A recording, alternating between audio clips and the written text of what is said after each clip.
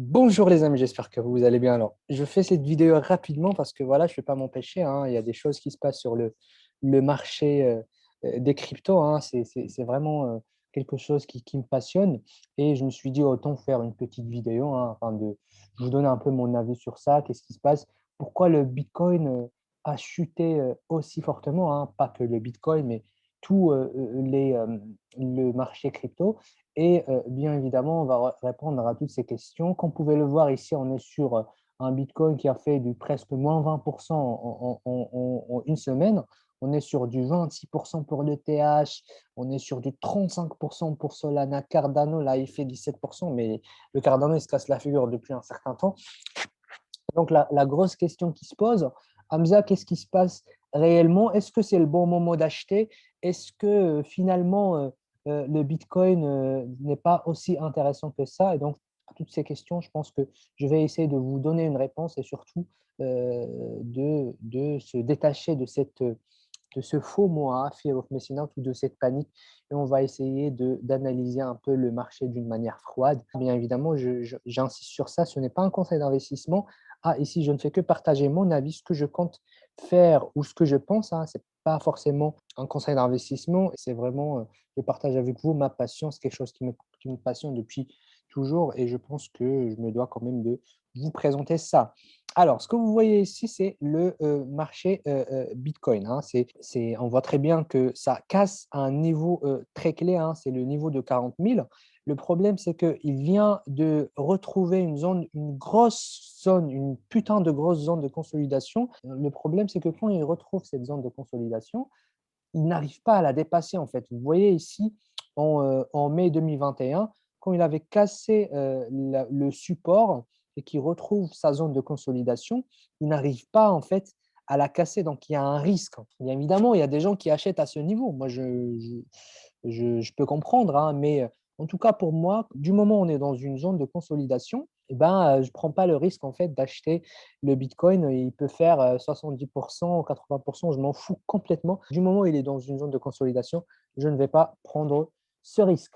Et ici, comme vous pouvez le voir, on a un RSI qui a fait une grosse divergence baissière qui a été validée, hein, je vous rappelle, elle a été validée en le 16 novembre, hein, ça a été validé en novembre. On avait le signal vendeur en novembre et aujourd'hui, on est presque en février et le marché chute.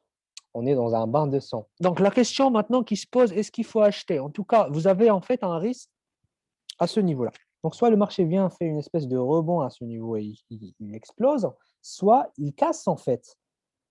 Et le risque, il est là. Parce que s'il casse ce niveau, on risque d'aller vers les 20 000 euros. Et comme vous le savez, en analyse technique, je ne sais pas d'ailleurs si vous le savez ou pas, mais en analyse technique, on tourne toujours autour du chiffre rond.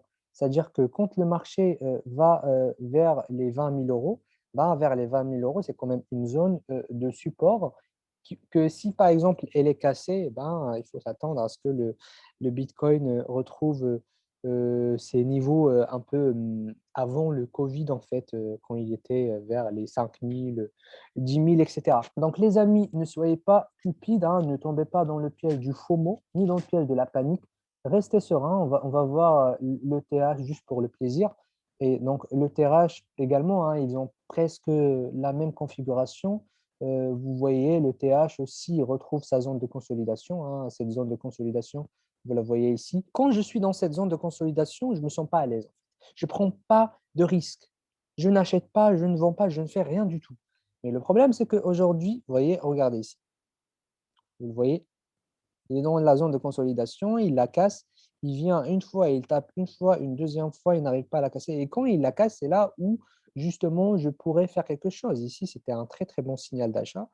Donc, vous voyez que le TH aussi chute, hein, et il fait cette belle chute et il retrouve sa zone de consolidation. Et la même chose pour la 209, hein, c'est la moyenne mobile 209 qui, elle aussi, donc on est sous la 209, donc je ne prends surtout pas le risque d'acheter les cryptos. La deuxième chose que vous devez savoir, les amis, c'est qu'on est sur un marché pessimiste, hein. On vit vraiment dans une période où l'inflation a vraiment atteint un niveau record. Aux États-Unis, on est aux alentours de 7%. En Europe, ça commence à monter un peu, ça commence à peser. Vous voyez avec le pétrole qui explose, etc. Donc, on est vraiment dans un marché pessimiste pour l'instant qui commence à montrer certaines faiblesses et ça peut expliquer une raison de plus pour le Bitcoin. Le Bitcoin, je vous rappelle que c'est un actif comme un autre et si le marché est pessimiste, bah, le Bitcoin aussi peut chuter, hein. Ceux qui disent que le Bitcoin, c'est une valeur refuge, peut-être, mais quand il y a beaucoup de pessimisme, il y a beaucoup de panique sur les marchés financiers, le Bitcoin aussi n'est pas épargné de ces vents de panique, donc ce qu'on voit aujourd'hui. J'espère que ça a pu vous apporter quelque chose, les amis. Le Bitcoin ou les marchés crypto, en tout cas, pour moi, je ne prends pas le risque d'acheter, hein.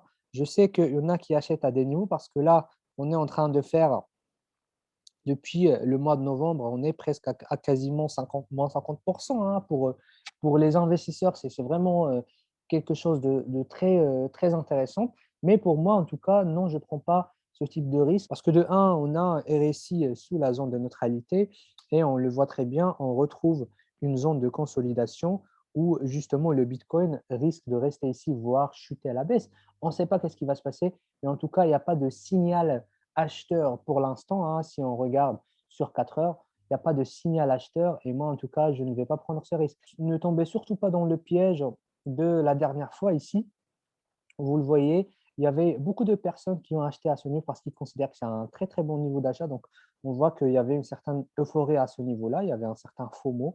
Ils considéraient que voilà, le Bitcoin va atteindre ce niveau pour la dernière fois. Sauf que le Bitcoin a chuté encore plus. Donc, il ne faut pas vraiment tomber dans ce piège. Bien évidemment, le Bitcoin peut monter, mais il faut avoir au moins un signal, il faut au moins avoir une confirmation avant de faire quoi que ce soit. En tout cas, pour moi, je ne prends pas le risque d'acheter les cryptos. J'attends un signal, une confirmation avant de me positionner. Et bien évidemment, le risque maintenant, on est à 50-50. Ça peut exploser à la hausse comme ça peut exploser à la baisse. Donc, j'espère que ça a pu vous apporter de la valeur, les amis. Et sur ce, je vous dis ciao, les amis.